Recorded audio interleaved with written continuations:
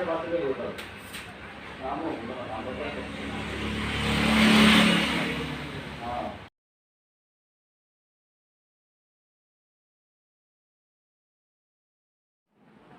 শিক্ষার্থীবৃন্দ, স্বাগতম জানাচ্ছি তোমাদেরকে অ্যাকাউন্টিং ক্লাস মোহনগঞ্জ নতুন ইউটিউব চ্যানেলে।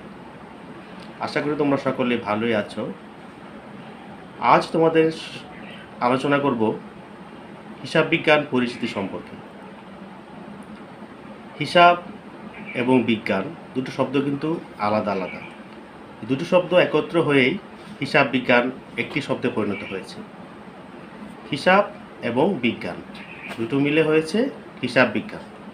তোমরা যারা নতুন ক্লাস 9-এ শিক্ষার্থীরা কমার্স বা ব্যবসা শিক্ষা শাখায় ভর্তি হতে চাচ্ছ বা হবা, তোমরা হিসাব বিজ্ঞান সম্পর্কে সবারই একটা আগ্রহ রয়েছে।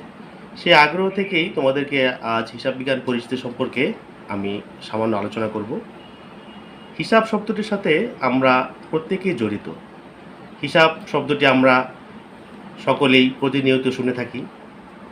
এখন হিসাবগুলো বিজ্ঞানসম্মতভাবে রাখার জন্য যে বিষয়টা আবিষ্কার করা হয়েছে তাকেই মূলত হিসাব বিজ্ঞান বলা হয়। তাহলে আমরা কি বুঝতে পারলাম? হিসাবের সাথে বিজ্ঞানের সম্পর্ক রয়েছে। হিসাব বলতে আমরা সাধারণভাবে কি বুঝি? প্রতিদিন আমরা বিভিন্ন ধরনের হিসাব নিকাশ করছি। হিসাবকে সাধারণত সংখ্যা দ্বারা গণনা করা হয়।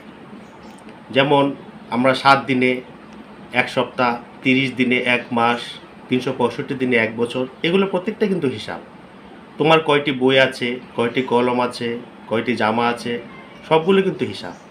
এই প্রত্যেকটা হিসাব আমরা প্রতিদিনেই দৈনন্দিন আমরা সংরক্ষণ করছি। এখন হিসাব বিজ্ঞানে বিজ্ঞানসম্মতভাবে হিসাবগুলো নির্দিষ্ট ছকের মাধ্যমে লিপিবদ্ধ করা হয়। সাধারণভাবে আমরা বলতে পারি বিজ্ঞানসম্মতভাবে হিসাব রাখার কলা কৌশলকেই হিসাব বিজ্ঞান বলা হয়। কি বলা হয়? বিজ্ঞানসম্মতভাবে হিসাব রাখার কলা কৌশলকেই হিসাব বিজ্ঞান বলা হয়। ধন্যবাদ।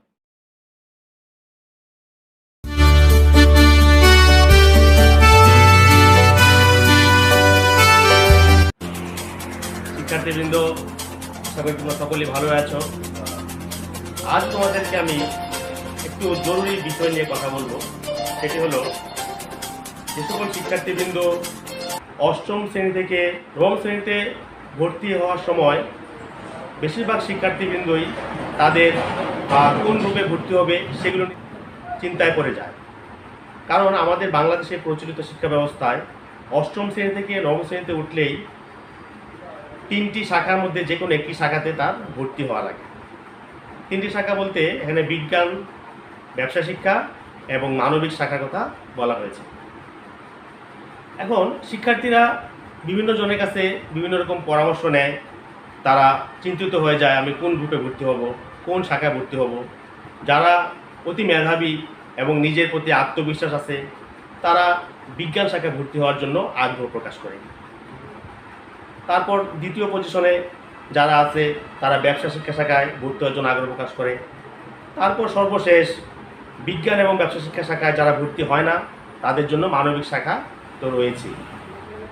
এখন শিক্ষা জীবনের খুব গুরুত্বপূর্ণ একটি স্টেজ হলো 9ম শ্রেণী। এখানে তার ব্যবসা কোন শাখায় ভর্তি হবে সেটা তাকে খুব সহজেই অনেক চিন্তা ভাবনা করে নির্ণয় করতে হয়।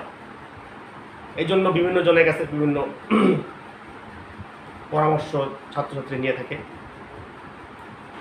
আমি বিজ্ঞান এবং মানবিক শাখা নিয়ে আলোচনা করব না। আমি ব্যবসা শিক্ষা শাখা সম্পর্কে আমার পূর্বের কিছু অভিজ্ঞতার কথা আপনাদের কাছে বলবো। আমার কাছে বিভিন্ন সময় বিভিন্ন শিক্ষার্থীরা এসেছে। তারা আমাকে এরকম বলেছে যে, স্যার, আমরা 9ম শ্রেণীতে ভর্তি হওয়ার সময় আমাদের তো স্যার আমাদেরকে অনেকেই অনেক ভয়ভীতি প্রদর্শন করছে। কমার্স ব্যবসা শিক্ষা শাখা অনেক কঠিন, হিসাব বিজ্ঞান বিষয়টা অনেক কঠিন, আমরা পারবো না, আমরা ভয় পেয়ে গেছি। তারপর আমরা ব্যবসা শিক্ষা শাখায় ভর্তি হয়েছি। তখন আমি ওদেরকে জিজ্ঞেস করলাম, তোমাদেরকে যারা ভয়ভীতি প্রদর্শন করছে তাদের সম্পর্কে তুমি একটু খোঁজ নিয়ে দেখবা, সে হয়তো কখনো সে ব্যবসা শিক্ষা শাখায় পড়ে নাই, হিসাব বিজ্ঞান বই পড়ে নাই, এবং সে এই হিসাব বিজ্ঞান সম্পর্কে তার ধারণা নাই, সে তোমাকে বলছে যে হিসাব বিজ্ঞান কঠিন। ঠিক আছে, আবার এরকম কিছু শ্রেণীর লোক আছে যারা বলে যারা হিসাব বিজ্ঞান পড়ছে কিন্তু মনোযোগ দিয়ে পড়েনি, তারা মনোযোগ দিয়ে পড়েনি, তাদের কাছে কঠিন লাগছে, এই জন্য তারাও মনে করে যে অন্যের কাছে কঠিন লাগবে। আবার কোনো শ্রেণী আছে তারা এইভাবেই মানে ছাত্রদেরকে বিভিন্ন ভয়ভীতি পোষণ করে, কিন্তু নিজে পারি না বিদায় অন্যজন যে পারবে না এরকম তো না, তাই না? এবং অনেকেরই আবার এরকমই বলছে যে কমার্স বা ব্যবসা শিক্ষা শাখা পড়ে, বাণিজ্য বিভাগে পড়ে ভবিষ্যতে কোনো একটা ভালো পজিশনে সে যেতে পারে না, বা বিশ্ববিদ্যালয়ে ভর্তির ক্ষেত্রে তার জন্য কঠিন হয়ে যায়।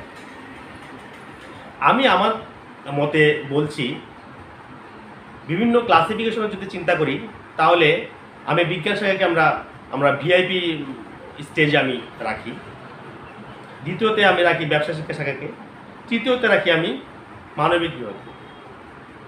যে ছাত্রটা বা শিক্ষার্থীর মেধা একটু ভালো, সে গোল্ডেন জিপিএ পাওয়ার মতো তার মেধা আছে এবং বিজ্ঞান শাখা পড়ার মতো তার যোগ্যতা আছে, সে যদি তার আত্মবিশ্বাস থাকে যে আমি বিজ্ঞান শাখায় পড়ে আমি একটা ভালো ফলাফল অর্জন করতে পারবো, তাহলে সেই ছাত্র বিজ্ঞান শাখায় ভর্তি হবে। আর এর চেয়ে একটু কম মেধাবী ছাত্র হলে দ্বিতীয় স্টেজে তার ব্যবসা শিক্ষা শাখায় ভর্তি হওয়াটাই আমার কাছে যুক্তিযুক্ত মনে হয়। কারণ তুমি কর্মক্ষেত্রে গিয়ে একমাত্র বিজ্ঞান বিভাগেই যদি তুমি ভালো ফলাফল প্রদর্শন করে ডাক্তার, মেডিকেল বা ইঞ্জিনিয়ারে তুমি ভর্তি হতে পারো, তাহলে তোমার একটা নির্দিষ্ট একটা লক্ষ্য স্থির হয়ে যায় যে তুমি ভবিষ্যতে ডাক্তার বা ইঞ্জিনিয়ার হবে।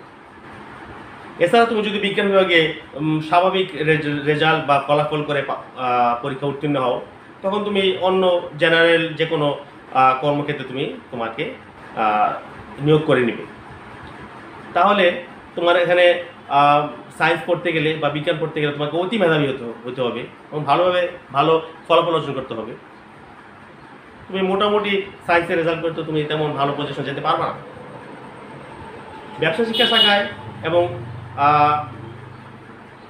মানবিক শাখায় তুমি পড়ালেখা করে যে কোনো কর্মে তুমি নিয়োগ হতে পারবা, কিন্তু বিজ্ঞান বিভাগের অপশনগুলো ছাড়া আবার আমি এখানে একটু মজা করে বলি যে কোনো অনুষ্ঠানে আসন সংখ্যা কিন্তু ক্লাসিফিকেশন করা থাকে, শ্রেণীবিভাগ করা থাকে, একদম হেভি গদিওয়ালা চেয়ারগুলো থাকে ভিআইপিদের জন্য, তারপর একটু দ্বিতীয় মানে একটু কম গদি সম্পন্ন বা একটু দ্বিতীয় স্টেজে থাকে আবার একটু ভিআইপি অতিথিদের জন্য, তারপর আম জনতার জন্য কিন্তু আবার সব একই ধরনের আসন ব্যবস্থা থাকে।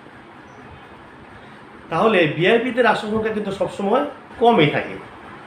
তাহলে ভিআইপি তুমি যদি চিন্তা করো, তাহলে তুমি বিজ্ঞান শাখাকে ভিআইপি মনে করো, এখানে আসন সংখ্যা কম, সবাই কি মেডিকেল ইঞ্জিনিয়ার ভর্তি হতে পারে? অনেকটা। তারপর দ্বিতীয়তে আসো, দ্বিতীয় যে আসন ব্যবস্থার সাথে তুলনা করলাম উদাহরণ হিসেবে, এটা আমি মনে করি ব্যবসা শিক্ষা শাখা। ব্যবসা শিক্ষা শাখার আসন সংখ্যাগুলো তোমার এটাও একটা সীমিত থাকে, দ্বিতীয় আসনগুলো এখানে নির্দিষ্ট কিছু অতিথিদের জন্য থাকে, এটার সংখ্যাও তুলনামূলকভাবে কম, কিন্তু বিজ্ঞান শাখার চেয়ে বেশি। আর যে যত আসন সংখ্যা থাকে সবগুলো মানে আম জনতার জন্য, সবার জন্য, এগুলো হলো তোমার মানবিক শাখার জন্য। তাহলে তোমার এদিক দিয়েও তোমার ব্যবসা শেখার একটা গুরুত্ব রয়েছে। অতএব ভয়ভীতি যে যাই কিছু বলুক না কেন, তুমি শিক্ষার্থী, তুমি তোমার নিজের মেধা এবং আত্মবিশ্বাসের সাথে তুমি ডিসিশন নিবে, তুমি ব্যবসা শিক্ষা শাখায় নিবে না বিজ্ঞান শাখায় নিবে না মানবিক শাখায় তুমি ভর্তি হবে। যদি ব্যবসা শিক্ষা শাখায় ভর্তি হও তাহলে স্বাগতম, কোনো ভয় নেই, যে কোনো বই হোক, তুমি যদি না পড়ো তোমার জন্য কঠিন হবে, আর তুমি যদি পড়ো মনোযোগ দিয়ে তাহলে তোমার জন্য সহজ হবে। যে পড়লো না সে পারলো না তাই বলে কি অন্যরাও পারবে না, এগুলো বলা ঠিক না। ঠিক আছে, ধন্যবাদ। হিসাব বিজ্ঞান একটি যুগোপযোগী একটি বিষয়, সাবজেক্ট, এবং এটা অতি গুরুত্বপূর্ণ একটা বিষয়। এটা খুব সহজেই তুমি বুঝতে পারবে যখন তুমি বইটা পড়বে এবং মনোযোগ দিয়ে পড়বে এবং বেশি বেশি অনুশীলন করবে, তখনই তোমার জন্য সহজ হয়ে যাবে। তো শিক্ষার্থীবৃন্দরা, আমার একটি স্লোগান, অধিক অনুশীলন ভালো ফলাফল। তোমরা ভালো থাকো, ধন্যবাদ।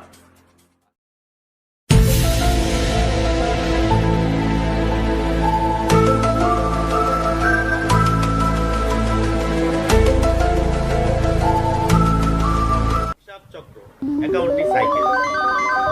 হিসাব চক্র একটি ধারাবাহিক প্রক্রিয়া। আধুনিক হিসাব বিজ্ঞানের হিসাব চক্রের ধাপ 12টি। এই হিসাব চক্রের মাধ্যমে ব্যবসায় প্রতিষ্ঠানের যাবতীয় হিসাব নিকাশ ধারাবাহিকভাবে লিপিবদ্ধ করা হয়।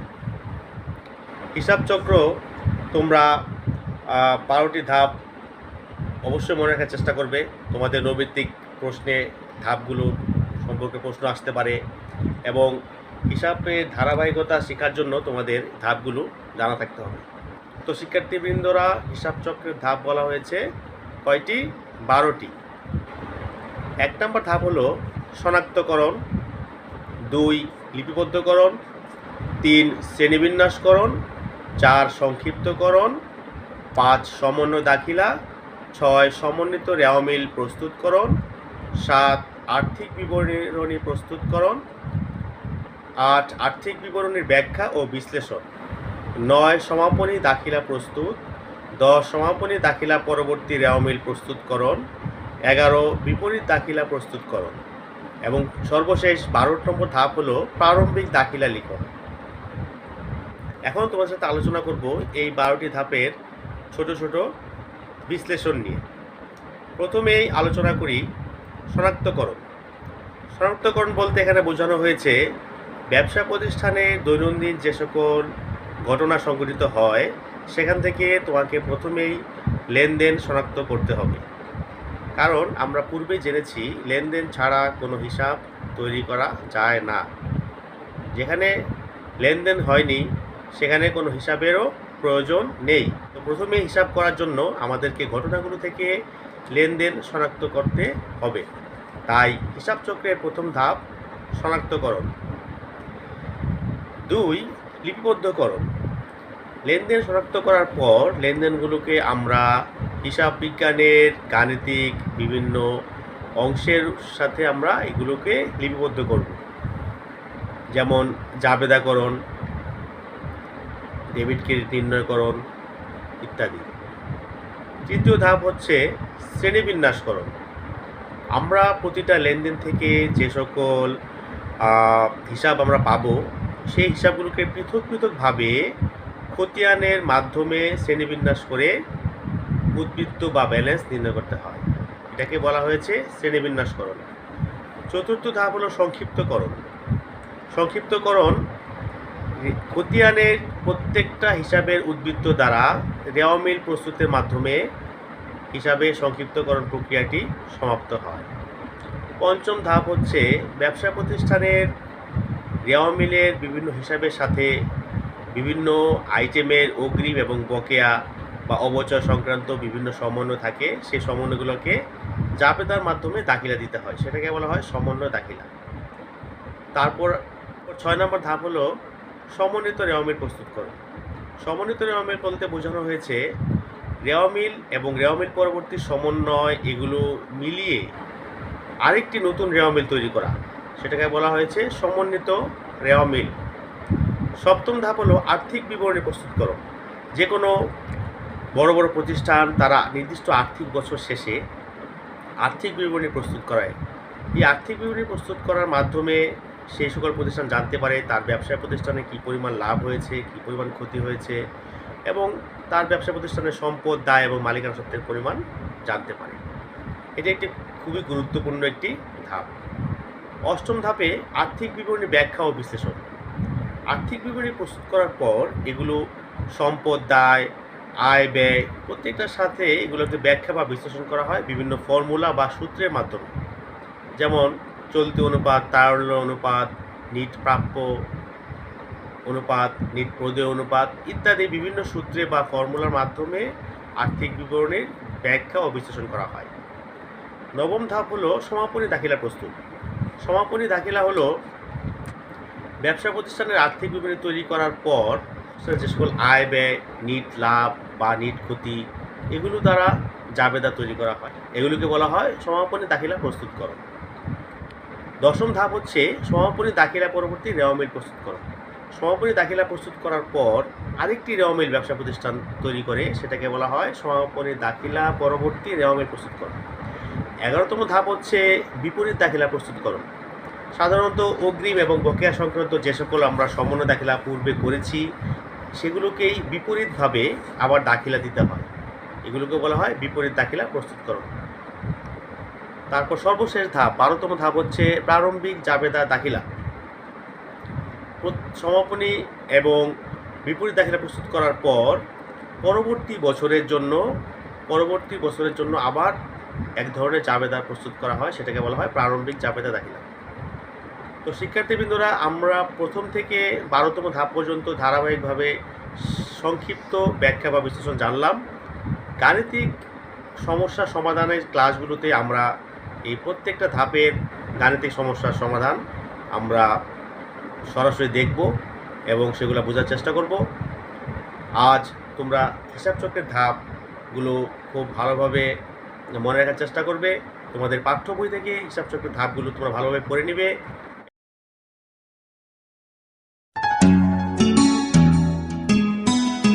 সুপ্রিয় শিক্ষার্থীবৃন্দ, স্বাগতম অ্যাকাউন্টিং প্লাস টিউটোরিয়ালের নতুন ক্লাসে। আশা করি তোমরা সকলেই ভালোই আছো।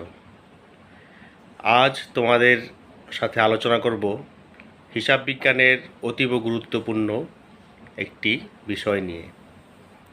হিসাব বিজ্ঞানের গাণিতিক সমস্যার সমাধান করার জন্য প্রথমেই লেনদেন সম্পর্কে সুস্পষ্ট ধারণা থাকতে হবে। তুমি যদি কোনো ঘটনা থেকে কোনটা লেনদেন নয় সেটাই না চিনতে পারো, তাহলে তুমি গাণিতিক সমস্যার সমাধান করতে পারবে না। লেনদেন কাকে বলে? লেনদেন বলতে সাধারণত আমরা কি বুঝি, এগুলো সহকারে এবং লেনদেনের চেনার উপায় সবগুলোই আজকে বিস্তারিত আলোচনা করব। তো শিক্ষার্থীবৃন্দ, তোমরা মনোযোগ দিয়ে আজকে ক্লাসটি দেখবে এবং আমার কথাগুলো মনে রাখার চেষ্টা করবে। আর যারা নতুন আসছো তারা সাবস্ক্রাইব করে রাখবে আমার চ্যানেলটি, আর ভিডিওতে অবশ্যই একটি লাইক দিবে। আমাদের ব্যবসায় প্রতিষ্ঠানে কোনো কিছুর আদান প্রদান করাকেই বলা হয় লেনদেন, কোনো কিছু দেয়া নেয়াকেই বলা হয় লেনদেন। এই লেনদেন শব্দটি শুধু যে তোমরা ব্যবসা শিক্ষা শাখায় পড়ছো বিধায় এই জন্য তোমরা লেনদেন শব্দগুলো বলো এরকম নয়। যারা যে পেশাতে আছে না কেন, যে গ্রুপে লেখাপড়া করে না কেন, যে কোনো মানুষ, শিক্ষিত অশিক্ষিত, সবাই কিন্তু লেনদেনের সাথে আমরা জড়িত আছি। হিসাব বিজ্ঞানের গাণিতিক সমস্যা সমাধান করতে হলে প্রথমে আমাদেরকে লেনদেনগুলো ভালোভাবে চিনতে হবে। এখন ঘটনাগুলো বিশ্লেষণ করে তোমরা কিভাবে লেনদেনগুলো চিনতে পারবা? যদি কোনো ঘটনার মধ্যে যদি তোমরা কয়েকটা বৈশিষ্ট্য বা কয়েকটা জিনিস লক্ষ্য করো, তাহলে সেই ঘটনাকে তোমরা লেনদেন হিসাবে গণ্য করতে পারবে। যেমন লেনদেন হতে হলে 6 থেকে 7টি বৈশিষ্ট্য আলোচনা করা আছে। এগুলোর মধ্য থেকে প্রধানত আমি কয়েকটি বিষয় নিয়ে আলোচনা করব, কয়েকটি বৈশিষ্ট্য নিয়ে আলোচনা করব। কোনো ঘটনার লেনদেন হতে হলে প্রথমে লক্ষ্য করবা এখানে আর্থিক অবস্থার পরিবর্তন হবে। কোনো ঘটনার মাধ্যমে যদি আর্থিক অবস্থার পরিবর্তন ঘটে তাহলে আমরা সেই ঘটনাকে লেনদেন বলতে পারবো। তারপর লক্ষ্য করবে কোনো ঘটনার মাধ্যমে লেনদেন হতে হলে অবশ্যই দুটি সত্তা বা দুটি পক্ষ থাকবে। একা একা কখনো এককভাবে লেনদেন করা যায় না। লেনদেন করতে গেলে অবশ্যই দুটি পক্ষ বা দুটি সত্তা প্রয়োজন হবে। এবং তোমরা খেয়াল করবে প্রতিটা লেনদেন স্বয়ংসম্পূর্ণ এবং স্বতন্ত্র থাকে। লেনদেনগুলো দৃশ্যমান অদৃশ্যমান উভয়ই হতে পারে। এবং এই যে কোনো ঘটনার মধ্যে যদি তোমরা দুটি পক্ষ দেখতে পাও বা আর্থিক অবস্থা পরিবর্তন ঘটে, তাহলে তোমরা সেটাকে লেনদেন বলতে পারবে।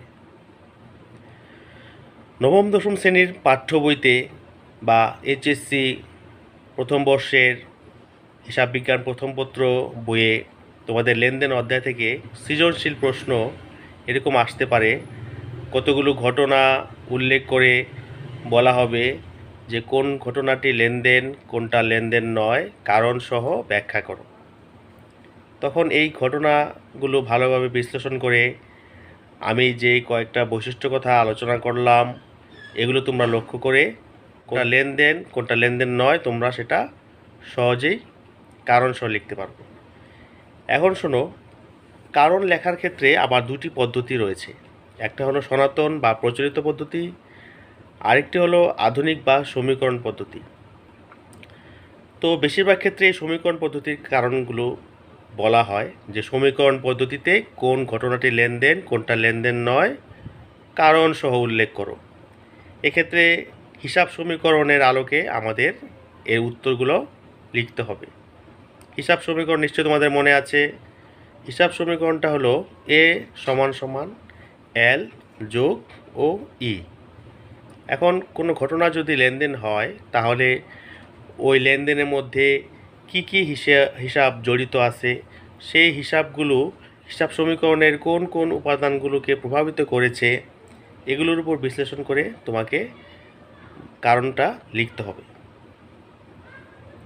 লেনদেনের বৈশিষ্ট্যগুলোর মধ্যে হিসাব সমীকরণেও পরিবর্তনগুলো একটা বৈশিষ্ট্য। কোনো ঘটনা যদি লেনদেন হতে হয় তাহলে হিসাব সমীকরণের যদি কোনো উপাদানের পরিবর্তন ঘটে কোনো ঘটনার মাধ্যমে তাহলে আমরা সেটাকে লেনদেন বলতে পারবো। তো শিক্ষার্থীবৃন্দরা, তোমরা আমার আজ লেনদেন সম্পর্কিত কথাগুলো মনোযোগ দিয়ে শুনেছো আশা করি, এবং সেগুলো মনে রেখে তোমরা পাঠ্য বই থেকে কোন ঘটনাগুলো লেনদেন কোনগুলো লেনদেন নয় সহজে বাড়িতে বসে প্র্যাকটিস করবে বা চিহ্নিত করবে। ধন্যবাদ, আজ এই পর্যন্তই। আজ তোমাদের সাথে আলোচনা করব হিসাব বিজ্ঞানের একটি গুরুত্বপূর্ণ অংশ হিসাব সমীকরণ নিয়ে। এই হিসাব সমীকরণের উপর ভিত্তি করেই হিসাব বিজ্ঞানের যাবতীয় গাণিতিক সমস্যাগুলি সমাধান করা হয়। হিসাব সমীকরণটি হলো এ সমান সমান এল যোগ ও ই। এ সমান সমান এল যোগ ও ই। এখানে এ বলতে অ্যাসেটস বা সম্পদকে বোঝানো হয়েছে, এল বলতে লায়াবিলিটিস বা দায়কে বোঝানো হয়েছে, এবং ওইকে ওনার্স ইকুইটি বা মালিকানা সত্ত্ব বোঝানো হয়েছে। অর্থাৎ হিসাব সমীকরণের বাংলা রূপ দ্বারায় সম্পদ সমান সমান দায় যোগ মালিকানা সত্ত্ব। এখন এই হিসাব সমীকরণটির আবার বর্ধিত রূপ রয়েছে, সেটিও তোমাদের জানতে হবে। হিসাব সমীকরণের বর্ধিত রূপটি হলো এ সমান সমান এল যোগ সি প্লাস আর মাইনাস ইএক্স মাইনাস ডি। এখানে তোমরা একটা জিনিস লক্ষ্য করো, এ কে কিন্তু ভাঙানো যায়নি, এর অবস্থানে রয়েছে, এলকেও ভাঙানো যায়নি, এল এর অবস্থানে রয়েছে, কিন্তু ওই উপাদানকে ভেঙে আরও 4টি অংশ আমরা পেয়েছি। ওইকে ভেঙে আমরা কী কী 4টি উপাদান পেয়েছি? সি অর্থাৎ ক্যাপিটাল বা মূলধন, আর রেভিনিউ অর্থাৎ আয়, ইএক্স এক্সপেন্সেস অথবা ব্যয় বা খরচ, আর ডি ড্রয়িংস বা উত্তোলন। তাহলে ওই সমান সমান সি প্লাস আর মাইনাস ইএক্স মাইনাস ডি, অর্থাৎ মূলধন যোগ আয় মাইনাস ব্যয় মাইনাস উত্তোলন। তোমাদের সৃজনশীল প্রশ্ন এভাবেও আসতে পারে যে মালিকানা সত্ত্বের পরিমাণ নির্ণয় করো। তখন আমি যে এই হিসাব সমীকরণে বর্ধিত রূপ ওই যে 4টি অংশ বললাম, এই 4টি অংশ দ্বারাই তুমি মালিকানা সত্ত্ব খুব সহজেই নির্ণয় করতে পারবে। সুপ্রিয় শিক্ষার্থীবৃন্দ, তো আজকে আলোচনা হিসাব সমীকরণ সম্পর্কে করা হয়েছে, হিসাব সমীকরণের বর্ধিত রূপগুলো আলোচনা করা হয়েছে এবং এগুলোর বাংলা অর্থসহ আলোচনা করা হয়েছে। তোমরা এগুলো সহজে মনে রাখবে। সুপ্রিয় শিক্ষার্থীবৃন্দ, আজ তোমাদের কাছে নতুন আরেকটি বিষয় নিয়ে আলোচনার জন্য এসেছি। আজ আলোচনার বিষয় হলো হিসাবের শ্রেণীবিভাগ, ক্লাসিফিকেশন অফ অ্যাকাউন্টস। হিসাবের শ্রেণীবিভাগকে প্রধানত দুটি ভাগে ভাগ করা হয়েছে। এক, সনাতন বা প্রাচীন পদ্ধতি, 2, আধুনিক বা সমীকরণ পদ্ধতি। সনাতন পদ্ধতিতে হিসাবকে 3টি শ্রেণীতে ভাগ করা হয়। 1, ব্যক্তিবাচক হিসাব, 2, সম্পত্তিবাচক হিসাব, 3, নামিক অথবা আয় ব্যয়বাচক হিসাব। আর সমীকরণ বা আধুনিক পদ্ধতিতে হিসাবকে 5টি শ্রেণীতে ভাগ করা হয়েছে। 1, সম্পদ, 2, দায়, 3, আয়, 4, ব্যয়, 5, মালিকানা সত্ত্ব। কেউ কেউ আবার আরেকটি অংশে ভাগ করেছে, সেটা হলো উত্তোলন। তাহলে আমরা যদি উত্তোলন অ্যাড করি, তাহলে আধুনিক শ্রেণীবিভাগকে 6টি ভাগে ভাগ করা হয়েছে। কিন্তু সাধারণত বেশিরভাগ প্রচলিত হলো সনাতন আধুনিক পদ্ধতিতে হিসাবের শ্রেণী 5টি: সম্পদ, দায়, আয়, ব্যয় ও মালিকানা সত্ত্ব। এখন আসো ব্যক্তিবাচক হিসাব চেনার উপায়। প্রাচীন বা সনাতন পদ্ধতিতে আমরা আলোচনা করেছি ব্যক্তিবাচক হিসাব। এখন ব্যক্তিবাচক হিসাব চেনার উপায় হলো, তোমরা যে কোনো প্রতিষ্ঠানের নাম বা কোনো ব্যক্তির নাম বা ব্যক্তি বা প্রতিষ্ঠানের সাথে সম্পর্কযুক্ত কোনো কিছুকেই ব্যক্তিবাচক হিসাবের অন্তর্ভুক্ত ধরে নেবে। যে কোনো প্রতিষ্ঠানের নাম, যেমন সোনালী ব্যাংক লিমিটেড, অ্যাকাউন্টিং প্লাস, যে কোনো প্রতিষ্ঠানের নামকে বা যে কোনো ব্যক্তির নাম রহিম, করিম, সুবেল, যে কোনো নামকেই তুমি ব্যক্তিবাচক হিসাবে গণ্য করবা। দ্বিতীয়তে আসো সম্পত্তিবাচক হিসাব। সম্পত্তি যেমন আসবাবপত্র, যন্ত্রপাতি, দালান কোঠা, ভূমি ইত্যাদি। আর নামিক বা আয়বাচক হিসাব চেনার উপায় হলো, সম্পদ এবং ব্যক্তিবাচক হিসাব ছাড়া বাকি যত হিসাব আছে সবগুলোকে তুমি নামিক হিসাবে অন্তর্ভুক্ত করতে পারো, যেমন বেতন হিসাব, কমিশন হিসাব, ভাড়া হিসাব ইত্যাদি। সুপ্রিয় শিক্ষার্থীবৃন্দ, তোমরা সনাতন পদ্ধতির হিসাবের শ্রেণীগুলো জানলা এবং প্রত্যেকটার উদাহরণ এবং চেনার উপায়গুলো বলে দিলাম, তোমরা এগুলো মনে রাখবা। সেই সাথে এখন আলোচনা করব সমীকরণ পদ্ধতি বা আধুনিক পদ্ধতির হিসাবের শ্রেণীবিভাগ চেনার উপায়। শিক্ষার্থীবৃন্দ, এখন তোমাদের সাথে আলোচনা করব আধুনিক হিসাবের শ্রেণীবিভাগ নিয়ে। আধুনিক হিসাবের শুরুতে আমরা জেনেছি হিসাবের শ্রেণী হলো 5টি: সম্পদ, দায়, আয়, ব্যয় ও মালিকানা সত্ত্ব। এখন সম্পত্তিবাচক হিসাব বা সম্পদ তোমার চেনার উপায় কি? যে কোনো লেনদেন হিসাবে তুমি নগদান হিসাব, ব্যাংক হিসাব, প্রাপ্য হিসাব ইত্যাদি হিসাবগুলোই সম্পদ হিসাবের অন্তর্ভুক্ত। তারপর আসো দায়। দায় বলতে বোঝায় ঋণ হিসাব, ব্যাংক ঋণ হিসাব, বন্ধকি ঋণ হিসাব, ব্যাংক জমাতিরিক্ত, প্রদেয় হিসাব ইত্যাদি। এখন আসো আয়। যে সকল লেনদেন দ্বারা প্রতিষ্ঠানের আয় হয় সেগুলো তোমার আয় হিসাবের অন্তর্ভুক্ত।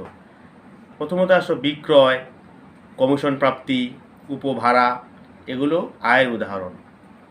এখন আসো ব্যয় চেনার উপায়। কোনো কিছু প্রদান করাকেই বা দেয়াকেই ব্যয় বলা হয়। বেতন হিসাব, যেমন ধরো বেতন প্রদান করা হলো, ভাড়া হিসাব, ভাড়া প্রদান করা হলো, কমিশন প্রদান করা হলো, প্রদত্ত বাট্টা, এগুলো ব্যয় হিসাবের অন্তর্ভুক্ত। মালিকানা সত্ত্ব হলো মূলধনের সাথে সংশ্লিষ্ট যে সকল কার্যকলাপগুলো বা লেনদেনগুলো হয় সবগুলি মালিকানা সত্ত্বের অন্তর্ভুক্ত। আমরা গত ক্লাসে তোমাদেরকে হিসাব সমীকরণের সাথে শিখিয়েছিলাম মালিকানা সত্ত্বের 4টি অংশ: মূলধন, আয়, ব্যয়, উত্তোলন। এখন মূলধন এবং উত্তোলন এগুলো মূলত মালিকানা সত্ত্বে অন্তর্ভুক্ত। আয় ব্যয় তো আলাদা একটা শ্রেণীতে রূপান্তর করা হয়েছে। এখন আমাদের যে কোনো লেনদেনের বিশ্লেষণ করে হিসাবের শ্রেণীবিভাগগুলো খুঁজে বের করতে হবে। তারপর আমরা এই হিসাবগুলো দ্বারা আমরা গাণিতিক সমস্যার সমাধান করতে পারবো। শুরুতে যদি তুমি লেনদেন থেকে হিসাবগুলো চিহ্নিত করতে না পারো, তাহলে তুমি গাণিতিক সমস্যাও সহজে সমাধান করতে পারবে না। তোমার কাছে জটিল শিক্ষার্থীবৃন্দ, আজ তোমাদের সনাতন পদ্ধতি এবং আধুনিক পদ্ধতি বা সমীকরণ পদ্ধতির হিসাবের শ্রেণী নিয়ে আলোচনা করলাম।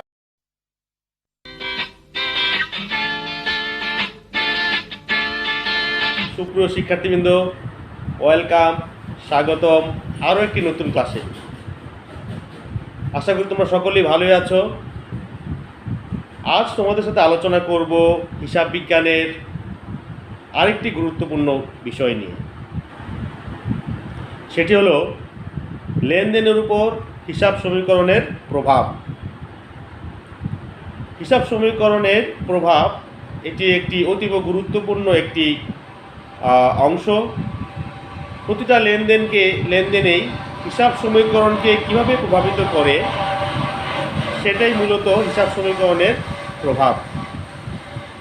তো শিক্ষার্থীরা, তোমরা আজ ক্লাসটি খুব মনোযোগ দিয়ে শুনবে এবং আশা করি খুব সহজেই তোমরা যে কোনো লেনদেনের হিসাব সমীকরণের প্রভাব বিশ্লেষণ করতে পারবে এবং প্রমাণ করতে পারবে যে হিসাব সমীকরণ সম্পদ সমান সমান দায় যোগ মালিকানা সত্ত্ব।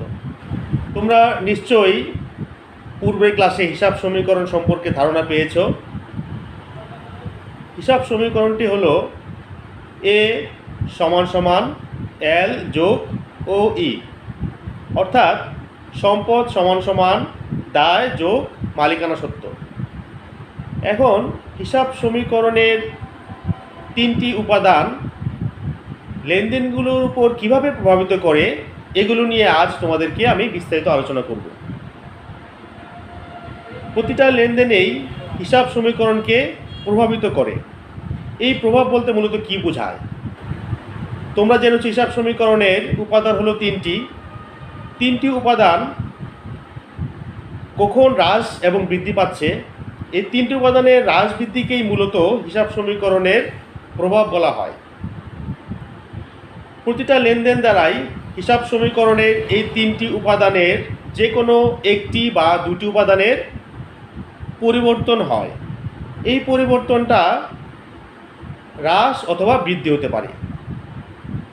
কোনো কোনো লেনদেন দ্বারা হিসাব সমীকরণ উপাদান বৃদ্ধি পাবে, কোনো কোনো লেনদেন দ্বারা হিসাব সমীকরণ উপাদান হ্রাস পাবে।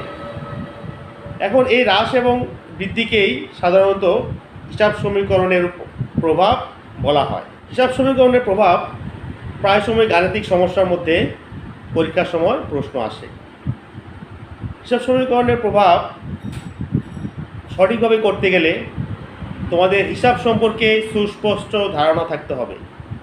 প্রতিটা লেনদেন খুব ভালোভাবে বিশ্লেষণ করে তোমরা লক্ষ্য করবে এর ভিতরে কি কি হিসাব জড়িত আছে অথবা কি কি হিসাব সংশ্লিষ্ট আছে। তারপর তোমরা চিন্তা করবে এই হিসাবগুলো হিসাব সমীকরণের কোন কোন উপাদানকে প্রভাবিত করে। হিসাবগুলো কি হিসাব সমীকরণের এ উপাদান না এল উপাদান না ওই উপাদান, সেটা তোমরা চিহ্নিত করবে। চিহ্নিত করার পর তোমরা লক্ষ্য করবে এটা বৃদ্ধি পেয়েছে না হ্রাস পেয়েছে। যদি কোনো লেনদেনের দ্বারা হিসাব সমীকরণের কোনো উপাদান বৃদ্ধি পায় তাহলে সেই উপাদানের টাকাটা যোগ হবে, আর যদি কোনো উপাদানের হ্রাস পায় তাহলে সেটা বিয়োগ হবে। সঠিকভাবে হিসাব সমীকরণের হিসাবগুলো তোমরা যদি হ্রাস এবং বৃদ্ধি নির্ণয় করতে পারো তাহলে তোমরা হিসাব সমীকরণের প্রভাব খুব সহজেই সমাধান করতে পারবে। হিসাব সমীকরণের প্রভাব বিবরণী ছকে বা টেবুলার বিশ্লেষণের মাধ্যমে গাণিতিকভাবে সমাধান করতে হয়। এ নিয়ে তোমাদেরকে আমি পরবর্তী গাণিতিক সমস্যাবলী ক্লাস যখন করাবো তখন তোমাদেরকে দেখিয়ে দেব। আজ শুধু থিওরিক্যাল আলোচনার মধ্যে হিসাব সমীকরণের প্রভাব করার জন্য তোমরা কোন কোন পয়েন্টগুলো খুব সহজেই মনে রাখবে সেগুলো বলছি। প্রথমে একটি লেনদেন ভালোভাবে পড়বে, পড়ে লেনদেনের ভিতরে হিসাবগুলোকে তোমরা চিহ্নিত করবে। দ্বিতীয় ধাপে হিসাব চিহ্নিত করার পর তোমরা লক্ষ্য করবে এটি কোন উপাদানের অন্তর্ভুক্ত। এই হিসাবটি কি এ উপাদানের অন্তর্ভুক্ত না এল উপাদানের অন্তর্ভুক্ত না ওই উপাদানের অন্তর্ভুক্ত। তারপর তোমরা তৃতীয় স্টেপে চিন্তা করবে যে এটি কি উপাদানকে বৃদ্ধি পেয়েছে না হ্রাস পেয়েছে। যদি বৃদ্ধি পায় তাহলে যোগ করবে, যদি হ্রাস পায় তাহলে বিয়োগ করবে। এভাবে ধারাবাহিকভাবে তারিখের ক্রম অনুযায়ী তোমরা হিসাব সমীকরণের টাকার অঙ্কগুলো সঠিকভাবে হ্রাস বৃদ্ধি খেয়াল করে যোগ এবং বিয়োগ করে বসাবে। হিসাব সমীকরণের প্রভাব করার সময় তোমরা কয়েকটা জিনিস বিশেষভাবে লক্ষ্য রাখবে। যেমন কোনো লেনদেন দ্বারা সম্পদ বাড়বে অথবা দায় ও মালিকানা সত্ত্ব বাড়বে, কোনো লেনদেন দ্বারা সম্পদ কমবে অথবা দায় ও মালিকানা সত্ত্ব কমবে, কোনো কোনো লেনদেন দ্বারা সম্পদ বাড়বে আবার সম্পদ কমবে। শিক্ষার্থীবৃন্দ, হিসাব সমীকরণের প্রভাব এটা আরেকভাবে পরীক্ষার সময় আসতে পারে, অন্যভাবে আসতে পারে যে প্রমাণ করো এ সমান সমান এল যোগ ও ই, অথবা প্রমাণ করো সম্পদ সমান সমান দায় যোগ মালিকানা সত্ত্ব। এটার প্রমাণ করতে গেলেও টেবুলার বিশ্লেষণ বা বিবরণী ছক দ্বারা হিসাব সমীকরণের প্রভাবগুলো সঠিকভাবে যোগ বিয়োগ করে প্রমাণ করতে হবে। প্রিয় শিক্ষার্থীবৃন্দ, আশা করি আমার ক্লাসটি মনোযোগ দিয়ে তোমরা দেখেছো এবং তোমরা তোমাদের পাঠ্য বই থেকে লেনদেনগুলো দ্বারা হিসাব সমীকরণের প্রভাবের গাণিতিক সমস্যা সমাধান করার জন্য চেষ্টা করবে। তোমরা ভালো থাকো, এই কামনায় আজ এ পর্যন্তই। ধন্যবাদ। সুপ্রিয় শিক্ষার্থীবৃন্দ, জন্য আলোচনা নিয়ে এসেছি মালিকানা সত্ত্ব বা স্বত্বাধিকার সম্পর্কে। তোমরা আগে জেনেছ হিসাব সমীকরণের ওই উপাদানটি হলো মালিকানা সত্ত্ব বা স্বত্বাধিকার। সৃজনশীল প্রশ্নে এই মালিকানা সত্ত্ব বা স্বত্বাধিকার নির্ণয় একটি গুরুত্বপূর্ণ প্রশ্ন। প্রায় সময় পরীক্ষায় স্বত্বাধিকার বা মালিকানা সত্ত্ব নির্ণয় এই প্রশ্নটি এসে থাকে। অতএব তোমরা মনোযোগ দিয়ে আজকে আমার ক্লাসটি শুনবে আর ভিডিওতে অবশ্যই একটা লাইক দিয়ে দিবে। আর যারা সাবস্ক্রাইব করনি, আমার পরবর্তী ভিডিও দেখার জন্য তোমরা অপেক্ষা করবে। তাহলে বন্ধুরা, হিসাব সমীকরণের তিনটি উপাদানের মধ্যে এ, এল এবং ওই, এখানে আজকে আমি শুধু ওই উপাদান নিয়ে আলোচনা করব। ওই অর্থ হলো ওনার্স ইকুইটি বা মালিকানা সত্ত্ব। মালিকানা সত্ত্ব নির্ণয় করার সহজ একটি সূত্র রয়েছে, সেটি মূলধন যোগ আয় বিয়োগ ব্যয় বিয়োগ উত্তোলন। তোমরা এই সহজ সূত্রটির মাধ্যমে স্বত্বাধিকার বা মালিকানা সত্ত্ব খুব সহজেই নির্ণয় করতে পারবে। তোমাদের উদ্দীপকে যে প্রশ্ন দেওয়া থাকবে, যে লেনদেনগুলো দেওয়া থাকবে, সেখান থেকে তোমরা প্রথমে লক্ষ্য করবে তোমাদের মূলধন কোথায় দেওয়া আছে। প্রথমে তোমরা মূলধন লিখবে, তারপর যদি তারিখ দেওয়া থাকে বা ক্রমিক নং দেওয়া থাকে, ক্রমিক নং বা তারিখের ক্রম অনুযায়ী, সিরিয়াল অনুযায়ী তোমরা আয়, ব্যয় এবং উত্তোলন এই অপশনগুলো দিয়ে তোমরা স্বত্বাধিকার নির্ণয় করবে। তোমরা প্রায় শিক্ষার্থীরা ভুল করে ফেলো, এখানে সম্পদ এবং দায়ের আইটেমগুলো নিয়ে এসে পড়ো। সম্পদ এবং দায়ের কোনো আইটেম স্বত্বাধিকার নির্ণয়ে আনা যাবে না।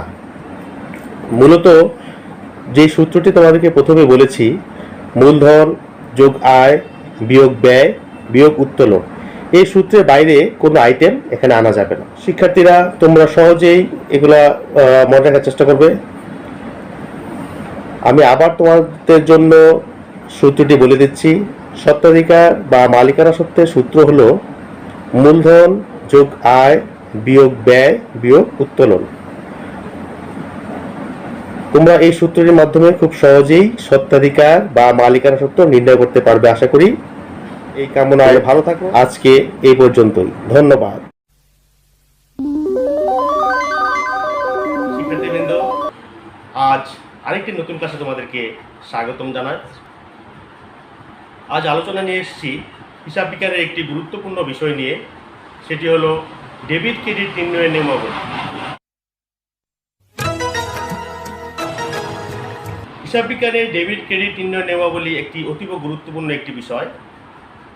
যে কোনো গাণিতিক সমস্যার সমাধান করার জন্য ডেবিট ক্রেডিটের সঠিক জ্ঞান অবশ্যই থাকা জরুরি। শিক্ষার্থীবৃন্দ, তোমরা আজকে আমার ক্লাসটি খুব মনোযোগ দিয়ে শুনবে এবং ভিডিওতে অবশ্যই একটি লাইক দিয়ে দিবে। আমি বরাবরের মতো তোমাদের সাথে আছি। শুরুতেই আলোচনা করব ডেবিট ক্রেডিট নির্ণয়ের সনাতন পদ্ধতির নিয়ম নিয়ে। তোমরা পূর্বের ক্লাসে জেনেছ হিসাবের শ্রেণীর পদ্ধতি হলো দুইটি, সনাতন বা প্রচলিত পদ্ধতি এবং সমীকরণ বা আধুনিক পদ্ধতি। সমীকরণ পদ্ধতি এবং সনাতন পদ্ধতি দুটি বিষয়েরই আজকে তোমাদেরকে সুস্পষ্ট ধারণা দেব। প্রথমে আসো সনাতন বা প্রচলিত পদ্ধতির হিসাবের ডেবিট ক্রেডিট নির্ণয় নিয়মাবলী নিয়ে। সনাতন পদ্ধতিতে আমরা জেনেছি হিসাবের শ্রেণী তিনটি: ব্যক্তিবাচক হিসাব, সম্পত্তিবাচক হিসাব এবং নামিক বা আয় ব্যয়বাচক হিসাব। তিনটি হিসাবের এই ডেবিট ক্রেডিট নির্ণয়ের নিয়মাবলীও ভিন্ন ভিন্ন। ব্যক্তিবাচক হিসাবে ব্যক্তি সুবিধা গ্রহণকারী বা গ্রহীতা বা যিনি সুবিধা পাবেন বা প্রাপক, তিনি সবসময় ডেবিট হবেন। এবং ব্যক্তিবাচক হিসাবে সুবিধাদাতা বা সুবিধা প্রদানকারী বা যিনি সুবিধা দিবেন, তিনি সবসময় ক্রেডিট হবেন। সম্পত্তিবাচক হিসাবে সম্পত্তি বাড়লে বা বৃদ্ধি পেলে ডেবিট হবে এবং সম্পত্তি কমে গেলে বা চলে গেলে ক্রেডিট হবে।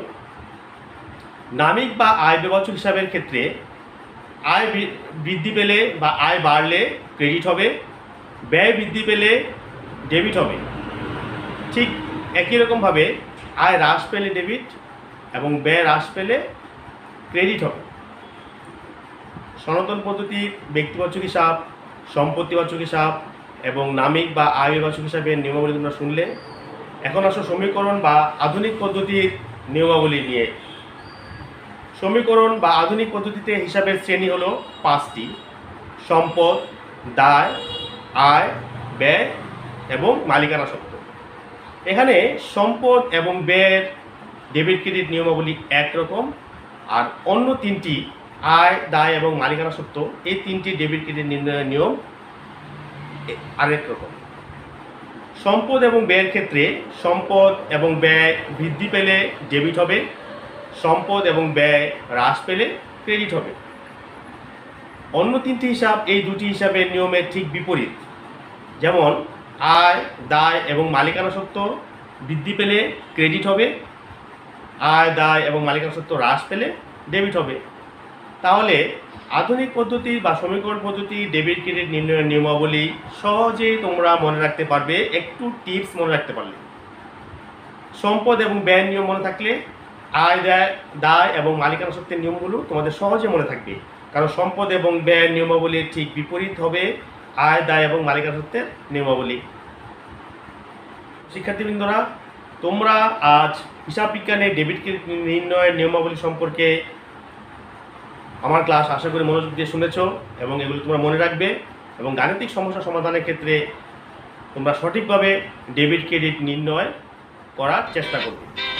তোমরা তোমাদের পাঠ্য বই থেকে অনুশীলন করবে বিভিন্ন লেনদেনের ডেবিট ক্রেডিট নির্ণয়।